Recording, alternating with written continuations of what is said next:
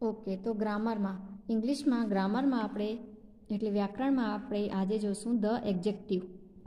Executive એટલે થાય છે વિશેષણ.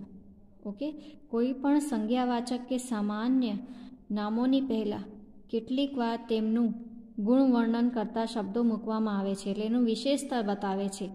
આ ગુણવર્ણનના જે તે નામના રંગ, કદ, આકાર વગેરે આવી શકે. આ પ્રકારના શબ્દ પરસ્પર વિરોધી પણ હોઈ શકે. ઓકે, જેમ કે ન્યૂ એટલે બુક તો છે પણ કેવી છે, નવી છે, એટલે એની જે વિશેષતા બતાવે છે એને કહેવાય છે એક્ઝેક્ટિવ. ન્યૂ બુક તો છે પણ કેવી છે, ન્યૂ તો નવું પુસ્તક. એન ઓલ્ડ સ્ટોરી છે પણ કેવી, જૂની વાર્તા, જૂની સ્ટોરી છે. અ ફેટ મેન જાડો માણસ. અ થિન બોય એટલે પાતળો છોકરો. ઓકે, હવે એક્ઝામ્પલ જોઈએ. This is a big room. આ મોટો ઓરડો છે. રૂમ એટલે આ મોટો રૂમ છે. રેડ એટલે લાલ. That is a red flower. પેલું લાલ ફૂલ છે. That is an old man. That is an old house. પેલું જૂનું ઘર છે. ઓકે, ઉપર આપેલા બધા જ વાક્યોમાં વિશેષણ નામની પહેલાં મુકાય છે. અ બિગ રૂમ એટલે આ જે વિશેષણ એ પહેલું મુકાય છે. હાઉસ પર એના સામે જે મુકાય છે એ a red flower and old house. હવે ક્રિયાપદની પછી વાક્યને અંતે વિશેષણ મૂકીને તે વાક્ય રચના કેવી રીતે થાય એ જોઈએ આપણે. હવે પાછળ કેમ મુકાય આપણે એ જોઈએ. આ પહેલું હતું, જેમ હાઉસ છે તો એના પહેલું મુકાયું ઓલ્ડ હાઉસ, ઓલ્ડ હાઉસ. હવે પાછળ કેમ મુકાય? This room is big. આ ઓરડો મોટો છે. ઓકે, આને ઊંધું થઈ ગયું. That flower is red. પેલું ફૂલ લાલ છે. That house is old. પેલું ઘર જૂનું છે. ઓકે, એના પછી છે કે બંને પ્રકારના ઉદાહરણો પરથી સમજાયું હશે કે હવે જેમ નામની પહેલાં વિશેષણ મૂકવામાં આવે તો વિશેષણના ઉચ્ચાર પ્રમાણે આર્ટિકલ એ કે એન આવે છે. એટલે વિશેષણ નામની પહેલાં આવે છે મૂકવામાં. ઓકે, જેમ અહીંયા કને હાઉસની પહેલાં ઓલ્ડ તે આ પહેલું આવ્યું તો એમાં આપણે આર્ટિકલ એ ને એન આવે છે. વિશેષણ ક્રિયાપદની પછી મૂકવામાં આવે છે. જેમ હાઉસ પર અહીંયા પાછળ મૂકવામાં આવ્યું તો કોઈ પણ આર્ટિકલનો ઉપયોગ થતો નથી. આપણે એ ધ્યાન રાખવાનું કે નામની પહેલાં મૂકવામાં આવે તો આર્ટિકલ એ એનનો ઉપયોગ થાય છે ને પછી મૂકવામાં આવે તો કોઈ પણ આર્ટિકલનો ઉપયોગ નથી થતો. જેમ કેટલાક વિશેષણો અને એના વિરોધી શબ્દો પણ છે. જેમ લોંગ આપણે કહીએ ઓપોઝિટ. લોંગ શોર્ટ એટલે લાંબુ ટૂંકું. Old new. Strong weak. તો આ ઓપોઝિટ છે. ઓકે, તો આ તમને બધા ઓપોઝિટ તમારી નોટબુકમાં લખવાના છે ને તમને આ યાદ કરવાનું છે. ઓકે, એના પછી આપણે જોઈએ એક્સરસાઇઝ કેવી રીતે આવે છે આમાં. Okay, rewrite the sentence using the opposite of the underline words. હવે ઓપોઝિટ છે અહીંયા જેમ થીન તો એના નીચે લાઇન છે એટલે અંડરલાઇન એના નીચે લાઇન છે એને આપણે ઊંધું કરીને લખવાનું. તો થીનનું ઓપોઝિટ શું થાય? ફેટ. તો એવી રીતે લખવાનું. Example, Bholu is a thin boy એટલે પાતળો બોય છે, છોકરો છે ભોલું. પર એને વાક્યને ઊંધું કરીને લખવાનું. તો જેના નીચે લાઈન છે એને આપણે પલટાવી દઈશું. તો Bholu is a fat boy એટલે જાડો. થીનનું ઊંધું ફેટ, ઓપોઝિટ તો ફેટ. તો Bholu is a fat boy, ઝીણો ને જાડો. તો આવી રીતે આપણે સેન્ટેન્સને કરવાનું છે. Ratan is a dishonest man. ઈમાનદાર વ્યક્તિ નથી, ડિસઓનેસ્ટ. ઓકે, રતન. તો Ratan is a honest man. Okay, તો એવી રીતે તમને ચેન્જ કરીને લખવાનું છે. The moon is visible today. The moon is invisible today એટલે જેના નીચે લાઈન છે એને ઓપોઝિટ તમે આગળ વાંચશો તો તમને આવડશે. વિઝિબલનો ઓપોઝિટ થાય છે ઊંધું થાય છે, વિરોધી શબ્દ થાય છે invisible. Okay, Veer was a foolish boy. Veer was a wise boy. Foolish તો wise. Climbing a mountain is very easy. Climbing a mountain is very ઇઝીનું ડિફિકલ્ટ એટલે બહુ કઠિન હોય છે. Look at that ugly bird. Look at that beautiful bird. Ugly એટલે ખરાબ, બદસુરત. બ્યુટીફુલ એટલે એકદમ સુંદર. Piyush is a tall boy. Piyush is a short boy. ખાલી જેના નીચે અંડરલાઇન છે એને જ ચેન્જ કરવાનું છે. Okay, the river is empty એટલે ખાલી. ધ રિવર ઇઝ ફૂલ એટલે ભરેલું. It is a bad to breathe impure air. It is a good, બેડનું થાય ગુડ, ટુ બ્રેથ ઇમ્પ્યોર એટલે પ્યોર એર એટલે આપણા માટે સારું હોય કે તાજી હવા લેવાનું. હવે જે નીચે છે હું તમને હોમવર્કમાં આપીશ તો તમને એ પૂરા કરવાનું છે. એના નીચે બીજી એક્સરસાઇઝ છે, આપણે જોઈએ. Feeling the blanks with the correct word from the bracket. હવે અહીંયા કને ફિલિંગ ધ બ્લેન્ક્સ બ્રેકેટમાં આપેલું છે, આપણે અહીંયા ભરવાનું છે. Sagar won the match. Sagar match જીત્યો. હી ઇઝ, હવે એ કેવો થયો, એને કેવું લાગે છે, તો હી ઇઝ હેપી. સેડ આપણે જોઈએ એનું મતલબ સેડ એટલે ઉદાસ, પુઅર એટલે ગરીબ, સ્ટ્રોંગ એટલે એકદમ તાકાતવાળો, સરપ્રાઇઝ એટલે આપણે એકદમ ચોંકી જઈએ, કોન્ફિડન્ટ, ટ્રુ એટલે સાચું, હેપી ખુશ, સોફ્ટ એટલે એકદમ સોફ્ટ હોય છે, નરમ હોય છે, એંગ્રી એટલે ગુસ્સા, બોર્ડ એટલે આપણે બોર થઈ જઈએ છીએ, ફાસ્ટ એટલે એકદમ ફાસ્ટ તેજીથી, લોનલી એટલે એકલું, ગિલ્ટી એટલે એને ગિલ્ટ થાય છે, વાઇલ્ડ એટલે જંગલી, થીક એટલે જાડું. તો Sagar won the match, he is happy, there is no one at home, so Miraben is, ઘરમાં કોઈ નથી તો મીરાબેન કેમ થઈ ગયા, લોનલી એટલે એકલા થઈ ગયા. I have got good mark, મને ગુડ માર્ક્સ મળ્યા. આઈ એમ સરપ્રાઇઝ, હું સરપ્રાઇઝ થઈ ગયો, એકદમ ચોંકી ગયો. આનંદ laid to his mother, Anand laid એટલે ખોટું બોલે છે. હી ઇઝ ફિલિંગ ગિલ્ટી એટલે એને ગિલ્ટી ફીલ થાય છે, શરમ, આપણે કહીએ કે એને હવે મજા શરમ આવે છે. Sanjay is confident that he will stand first in the class. We are bored of sitting in the house, આપણે બોર થઈ ગયા છીએ ઘરમાં બેસીને. We are their wild animal in the zoo, wild એટલે જંગલી જાનવર છે ઝૂમાં. Anil has got less mark, અનિલને ઓછા માર્ક્સ મળ્યા છે. હી ઇઝ સેડ, ઈ ઉદાસ થઈ ગયો છે. This is a thick book, આ જાડી બુક છે. This is a true story, આ સ્ટોરી સાચી છે. Hari does not have money to pay the fees, he is poor, Hari પાસે પૈસા નથી. Hari does not have money એટલે હરી પાસે મની નથી, પૈસા નથી. To pay the fees, fees pay કરવા માટે, તો હી ઇઝ પુઅર એટલે એ ગરીબ છે. The teacher is angry with the naughty boys, angry એટલે ગુસ્સા થઈ ગયા છે, તો teacher is angry with the naughty boys એટલે જે છોકરાઓ છે બદમાશ, એના માટે ટીચર બહુ ગુસ્સા છે. The grass in the garden is soft, ગાર્ડનમાં જે ગ્રાસ છે એ બહુ સોફ્ટ છે. આગળ જોઈએ. Vinay is a strong boy, Vinay છે એકદમ સ્ટ્રોંગ બોય છે. હી ઇઝ નોટ વીક, એ કમજોર નથી. Ram is a fast runner, Ram એકદમ ફાસ્ટ દોડે છે. He will win the race, એ રેસ જીત્યો છે. ઓકે, તો આ પણ તમને હોમવર્કમાં હું મૂકીશ ફોટો, તો એ કરવાનું છે. Okay, hello friends. ઓકે, તો ગ્રામર ટોપિકમાં આજે આપણે ધ પ્રિપોઝિશન કરશું. ઇંગ્લિશમાં આપણે વ્યાકરણમાં આજે ધ પ્રિપોઝિશન કરશું. પ્રિપોઝિશન એટલે થાય છે નામયોગી અવ્યય. ઓકે, તો આપણે એ જોઈએ. જેમ અમુક વ્યક્તિ, વસ્તુ કે પ્રાણી જ્યાં છે તે સ્થળનો નિર્દેશ કરે છે.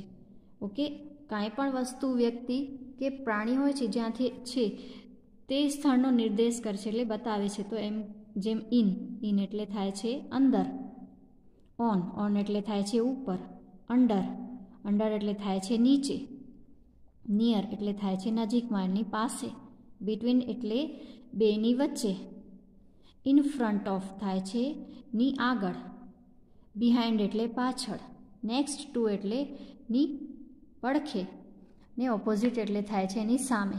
તો આને પ્રિપોઝિશન કહેવાય છે. ઓકે, હવે આપણે એક્ઝામ્પલ જોઈએ, ઉદાહરણો જોઈએ. જેમ આ પિક્ચર છે, પિક્ચરમાં છે વાસ છે. ઓકે, એટલે આપણે કહીએ કે વાસની અંદરમાં ફૂલ લાગેલા છે એટલે એના અંદર નાખેલા છે. તો અંદર છે ફૂલ, તો એને કહેવાય ઇન.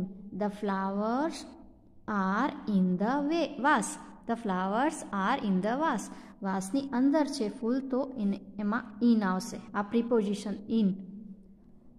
પછી નેક્સ્ટ છે ટેબલની ઉપર બેગ છે, ટેબલની ઉપર છે તો ઓન, ઉપર એટલે on. The bag is on the table. Bag ક્યાં છે? ટેબલની ઉપર. Next, bed. આ એક પલંગ છે. બેડના નીચે બોલ છે. The ball is under the table. નીચે છે તો અંડર આવશે. નીચે હોય તો under. The ball is under the bed. બેડના નીચે છે. નેક્સ્ટ છે ધ મેન ઇઝ નિયર એટલે બાજુમાં. નિયર એટલે બાજુમાં. તો મેન ક્યાં ઊભો છે? કારની બાજુમાં. તો the main is near the car. Okay, તો આ જે છે ઇન, ઓન, અંડર, નિયર આપણે આગળ જોયા. Between, in front of, behind, next to, opposite, આ બધા પ્રિપોઝિશન કહેવાય છે. નેક્સ્ટ જોઈએ આપણે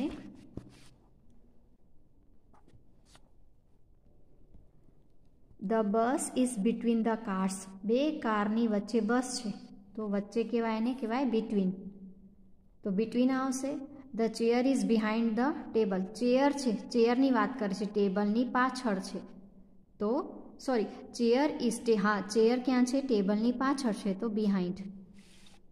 હવે ધ ટીચર છે in front of the table. ટેબલની આગળ છે તો ઇન ફ્રન્ટ. આગળ હોય કોઈ વસ્તુ તો ઇન ફ્રન્ટ ને પાછળ હોય તો behind.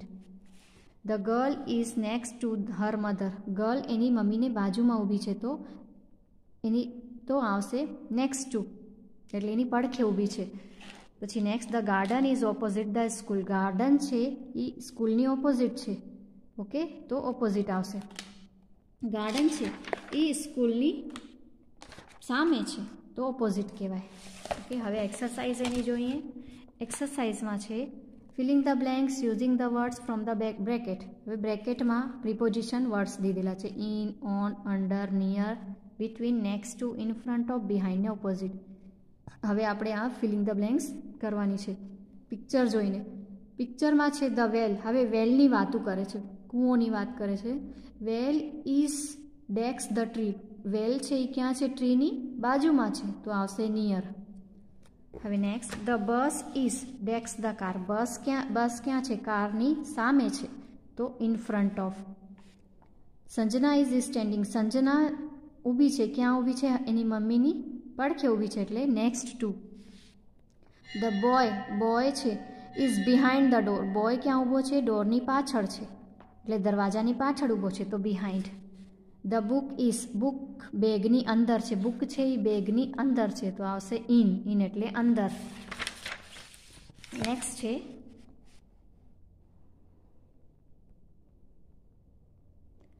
Ketaki is behind the બાયસાયકલ.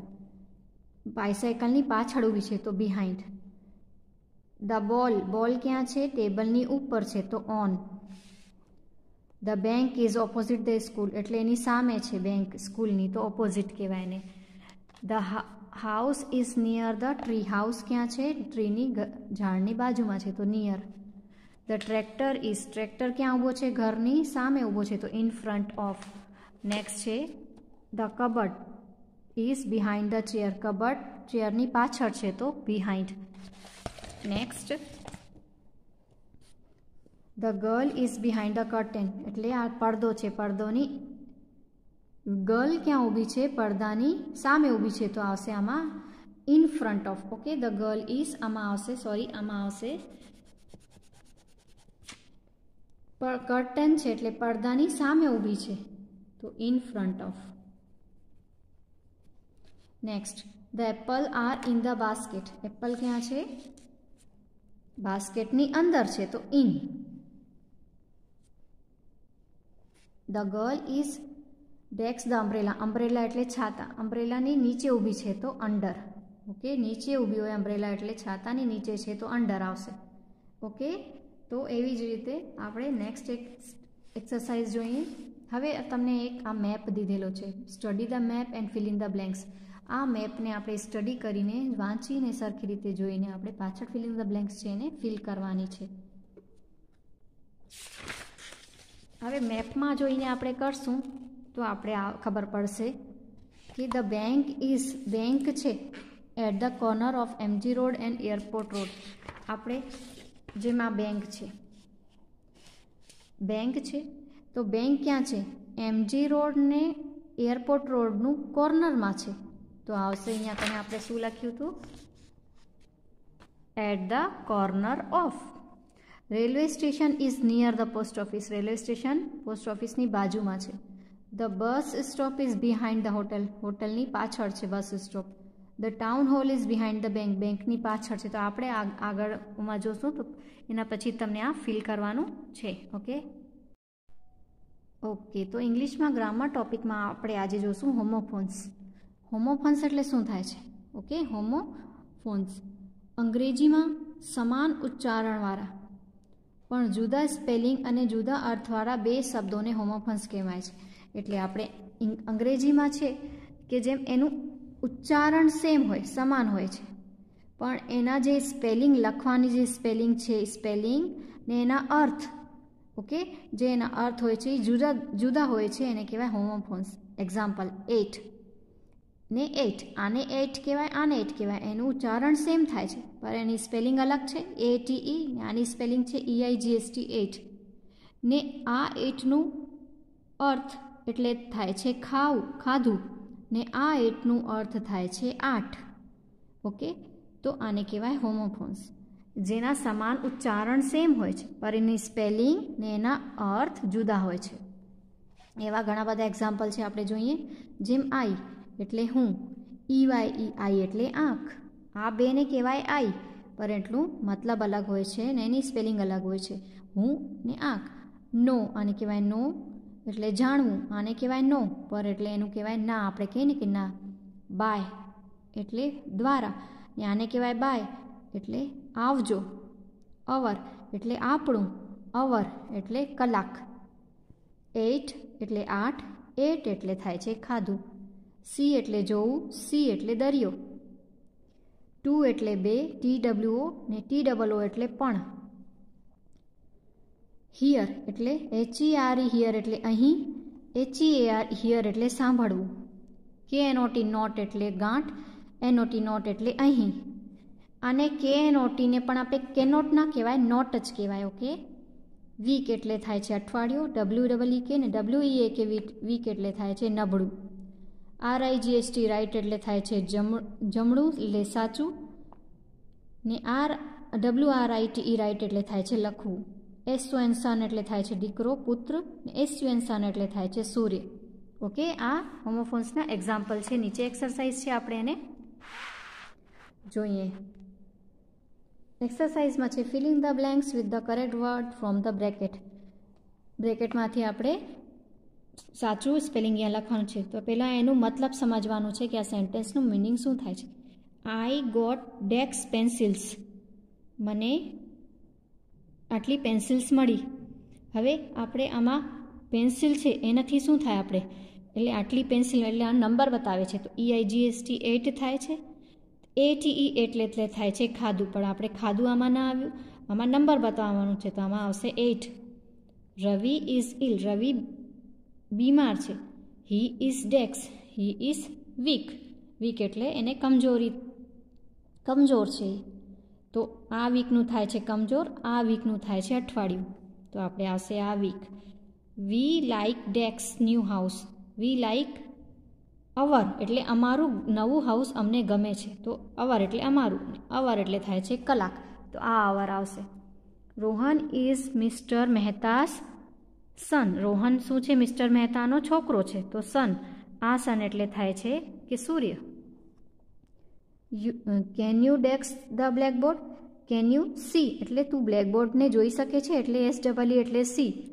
આ સી એટલે થાય છે દરિયો, તો આ નહીં આવે, આ સી આવશે. ડુ યુ ડેક્સ હિન્દી. ડુ યુ નો એટલે તું હિન્દી જાણે છે, તો KNOW નો આવશે. નો હિન્દી, આમાં આ નો નહીં આવે. The train is 1 hour late. Train 1 કલાક મોડી છે, તો અવર એટલે થાય છે કલાક. કેન યુ ડેક્સ in English. Can you write in English. Write, બે રાઇટ છે, આ રાઇટ આવશે, લખવાવાળું રાઇટ આવશે, આ રાઇટ એટલે સાચું વાળું રાઇટ નહીં આવે. Are you hungry. તને ભૂખ લાગી છે. ટુ, તને પણ ભૂખ લાગી છે, આપણે કહીએ તો TWO એટલે બે થાય, ને આ ટુ એટલે તને પણ, તો આ ટુ આવશે. ઓકે, એના બીજા હજી ફિલિંગ ધ બ્લેન્ક્સ છે, હું તમને આ હોમવર્કમાં આપીશ, તો તમને આ પોતાની રીતે કરવાનું છે. ઓકે.